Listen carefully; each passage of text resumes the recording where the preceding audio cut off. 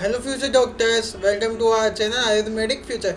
Doctor schedule के according आज अपनी क्लास है फिजियोलॉजी की। तो उसमें हमने लास्ट लेक्चर में होम्योस्टेसिस और ये देख लिया था। आज अपन एक नई यूनिट स्टार्ट करने वाले हैं जो कि एनसीएसएफ सिलेबस के अकॉर्डिंग मोस्ट इंपॉर्टेंट यूनिट है। इससे 10 से 20 नंबर के क्वेश्चन फिक्स टू फिक्स आएंगे ही आएंगे।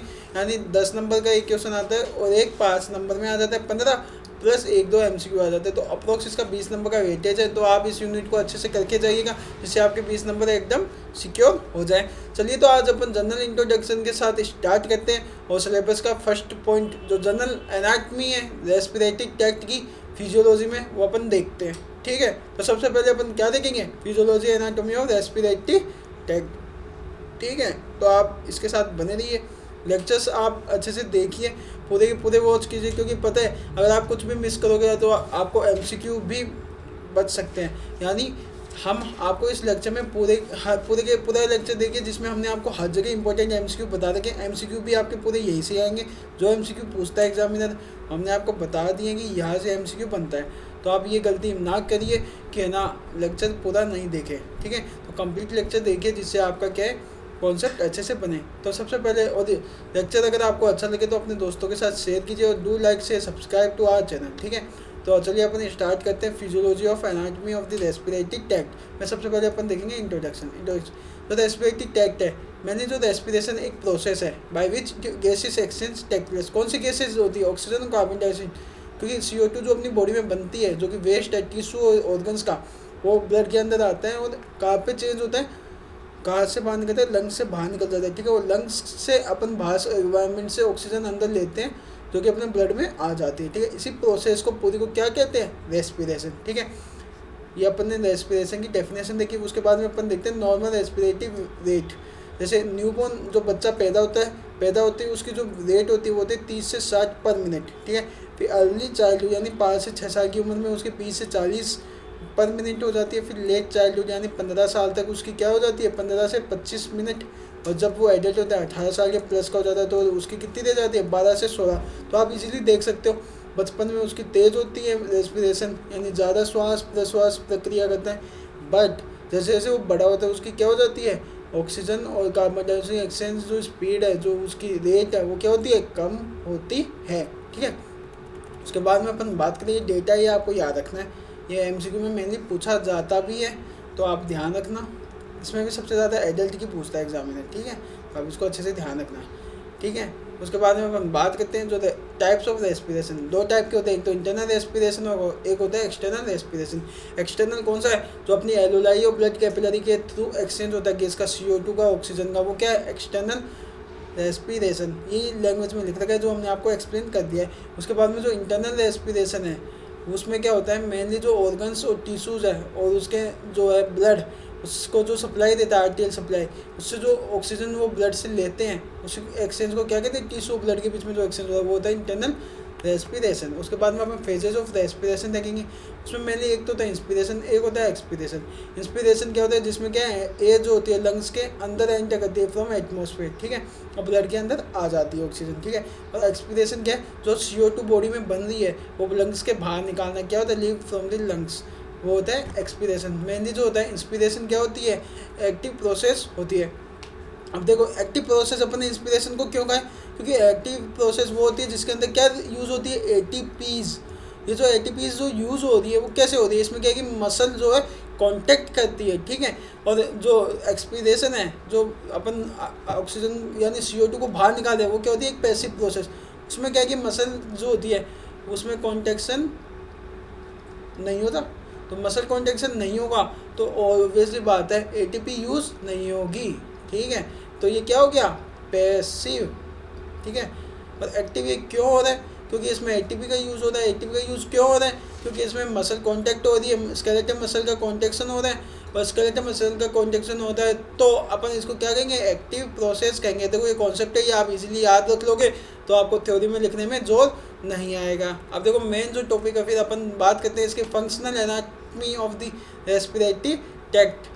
तो वही है कि जब ट्रैकिया से स्टार्ट करेंगे, फिर primary bronchus, secondary bronchus, tertiary bronchus, फिर उसके बाद में जो होता है रेस्पिरेटरी ट्रैक्ट, यानी फिर उसके बाद में जो होता है एल्वेओलाई डक्ट, फिर एल्वोलाई, ये सब इसमें बनेगी। तो अपन को step by step flow chart यानी एक टैग बनेगा जिससे ऑक्सीजन और CO2 जो गैसेज होती है वो कैसे जाती है, किस किस स्ट्रक्चर्स डिवाइड, यानी एक तरीके से ब्रांचेज होता है, ठीक है, एक तरीके से पेड़ जैसी स्ट्रक्चर है वो अपन देखेंगे।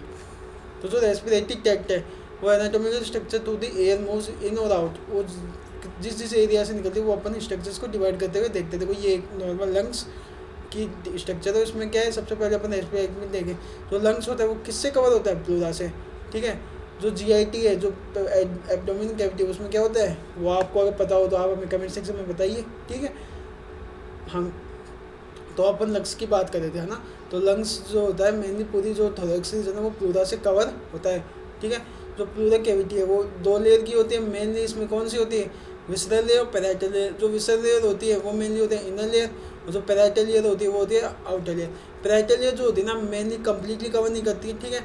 मीडियल स्टेनम में कुछ जगह पे फीचर्स में वो क्या होती है, कवर नहीं करती है, एक जगह बेरी हो जाती है ना। तो अब पैराइटल लेयर जो होती है मेनली फाइब्रस होती है, जो टाइटली उसको क्या करती है, पकड़ के रखती है बाहर की साइड से, ठीक है। उसके बाद में अपन बात करें जो इंटरप्लूरल स्पेस, इन दोनों कैविटी के बीच में एक स्पेस होता है जिसको प्लूरल कैविटी और प्लूरल स्पेस बोलते हैं, जिसके अंदर एक फ्लूइड होता है जिसको अपन क्या बोलते हैं, प्लूरल फ्लूइड। मेनली अपन देखते हैं हम जो स्पेस है ये दोनों के बीच में बन रहा है, ठीक है। जो ये प्लूरल कैविटी के बीच में कैविटी बना रहा है ये क्या होती है, एक नैरो होती है और बिटवीन दोनों की लेयर, ये हमने आपको बता दिया, ठीक है। अब इसमें फ्लूइड होता है, वो फ्लूइड किस लेयर से सिक्रीट होता है, वो होता है विसरल लेयर से सिक्रीट। ये इंपॉर्टेंट टाइम से आपको ध्यान रखना है। पैराइटल मत करके आना, आप गलती क्या करते हो, आप इसमें करके आ जाते हो पैराइटल। आपको ध्यान रखना है कि ये कौन सिक्रीट कर रहा है, विसरल लेयर। इसकी टिक ऐसे है, जो लंग्स के पास में चिपका हुआ है वही क्या करेगा, लंग्स के लिए एक फ्लूइड सिक्रीट करेगा जो कि है प्लूरल फ्लूइड, ठीक है। उसके बाद में अपन बात करते हैं उसके फंक्शन। जो फंक्शंस क्या हो गए, इंटरप्लूरल फ्लूइड की क्या फंक्शन है, मेनली एक तो लुब्रिकेशन प्रोवाइड कर देता है, दूसरा फ्रिक्शन नहीं होने देगा, तीसरा शॉक एब्जॉर्बर का काम करेगा, प्लस एक सबसे ज़्यादा इंपॉर्टेंट जो उसका काम है वो है नेगेटिव प्रेशर को पॉजिटिव जो प्रेशर है उसको मेंटेन करेगा, ठीक है।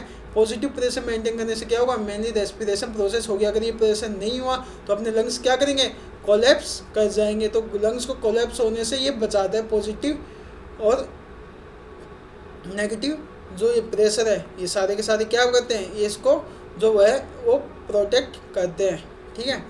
अपन देखो मेनली पॉजिटिव नहीं, जो भी प्रेशर बनता है ना प्लूरा का, जिसको अपन क्या बोलते हैं इंटरप्लूरल स्पेस, उसमें एक प्रेशर बनता है नेगेटिव प्रेशर, जो creating the negative pressure, mainly negative pressure होता है, ठीक है। पॉजिटिव नहीं होता है, नेगेटिव प्रेशर होता है, ठीक है। जो नेगेटिव प्रेशर है वो मेंटेन करता है, लंग्स को कोलैप्स होने से बचाता है, ठीक है, जो कि अगेंस्ट प्रेशर लगता है, इसलिए अपन इसको नेगेटिव प्रेशर कहते हैं। उसके बाद में अपन देखते हैं टेकियो ब्रोंकियल टी।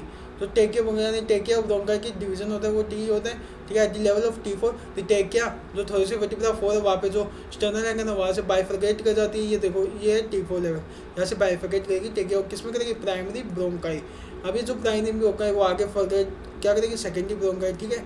फिर सेकेंडरी ब्रोंकाई आगे करेगी टर्सरी ब्रोंकाई, फिर टर्सरी ब्रोंकाई आगे जाके किस में करेगी, ब्रोंकियोस। फिर ब्रोंकियोस आगे जाके किस में करेंगे, टर्मिनल ब्रोंकियोस। फिर टर्मिनल ब्रोंकियोस किस में करेंगे, एल्वोलारी डक्ट। एल्वोलारी डक्ट किस में करेगी, सॉरी टर्मिनल ब्रोंकियल आगे जाके रेस्पिरेटरी ब्रोंकियल, रेस्पिरेटरी ब्रोंकियल जो करेगी एल्वोलारी डक्ट, और एल्वोलारी डक्ट आगे जाके किस में करेगी, एल्वोलारी सैक और लोब्यूल, ठीक है। एक फ्लो चार्ट है, इजीली आप करके आ सकते हो, मुझे पता है आपको आता है, बट आप अच्छे से इसको फ्लो चार्ट में याद कीजिए। कुछ पॉइंट जो इंपॉर्टेंट है वो हम आपको बताते जा रहे हैं, उसको की पॉइंट के थ्रू आप नोट्स बना सकते हैं। अगर आपको नोट्स चाहिए तो हमें टेलीग्राम पे या फिर व्हाट्सएप पे आप हमें DM कर दीजिए या फिर कमेंट सेक्शन में हमें बता दीजिए, हम आपको नोट्स प्रोवाइड कर देंगे। ये शॉर्ट एंड ईजी नोट्स है जो आपको ईजिली समझ में आ जाएंगे, ठीक है। फ्री ऑफ कॉस्ट, बिना कोई हेजिटेट किए आप नोट्स मिल जाएंगे आपको, ठीक है। उसके बाद में अपन बात करें कंपोनेंट, जो हमने चार्ट में बताया ना वही अब इसका थ्योरी में देखते हैं, ठीक है। अब देखो टेकिया जो होती है बाइफरकेट करती है at the level of T4 eight primary bronchi, कौन से लेवल पे, T4, ठीक है। ये आप ध्यान रखना, इंपॉर्टेंट MCQ में पूछा जाता है कि कौन से लेवल पे होता है, एनाटॉमी में पूछा जाता है, यहाँ पे भी पूछा जाता है। ये सेकंड पॉइंट क्या लिखा है अपने, जो प्राइमरी ब्रोंकाई है फिर वो फर्दर डिवाइड होते हैं इनटू सेकेंडरी ब्रोंकाई, ठीक है।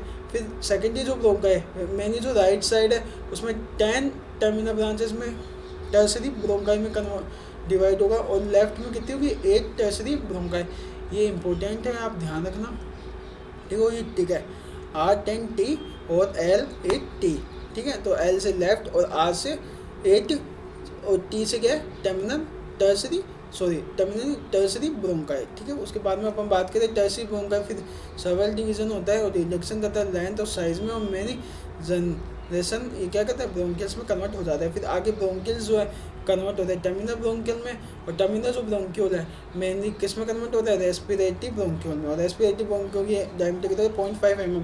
फिर वो रेस्पिरेटरी जो ब्रोंकाई वो आगे जाके एल्वेओलार डक्ट और एल्वेओलार डक्ट एल्वेओलार सैक्स, ठीक है। फिर वहाँ पे क्या होता है गैसियस एक्सचेंज।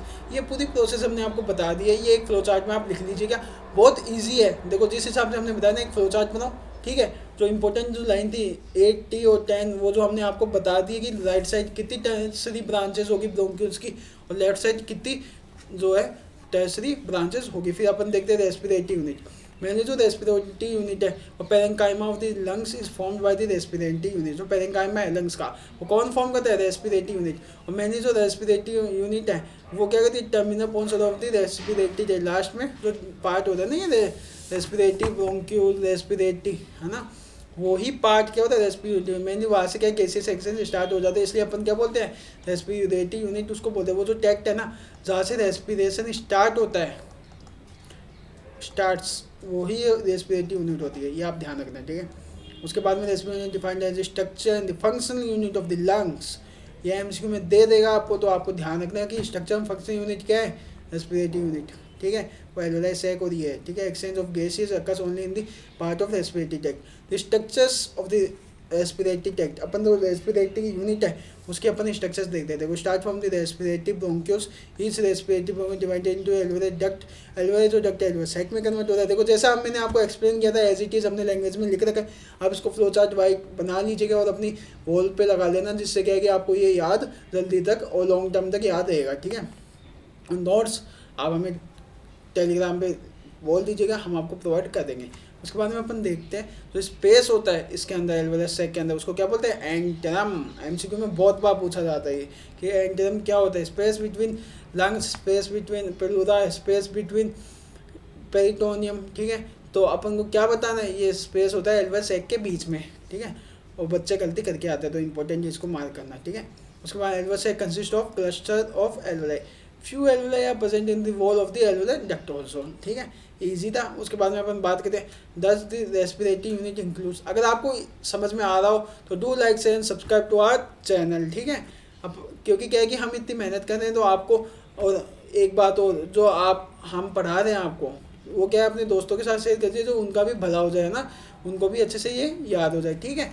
तो अपन आगे देखते हैं रेस्पिरेटरी क्या कहता है कौन कौन सी स्ट्रक्चर्स को इंक्लूड करता है, ठीक है। यूनिट वही जहाँ पे रेस्पिरेशन प्रोसेस स्टार्ट हो जाती है वो है respiratory bronchiole, alveolar duct, alveolar sac, एंटेरम और एल्वेओलाई। ये सारा का सारा हमने आपको सीक्वेंस में बता दिया, एक तरीके से सीक्वेंस है, ये चार्ट है जो हमने पॉइंट वाइज लिखा है, ठीक है। ये इसका डायग्राम है।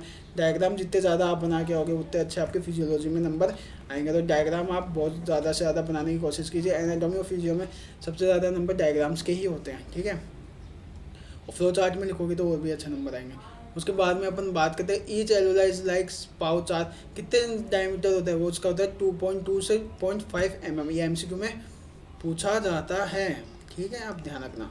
एपिथेलियल सेल लाइन होती है, ठीक है इसके।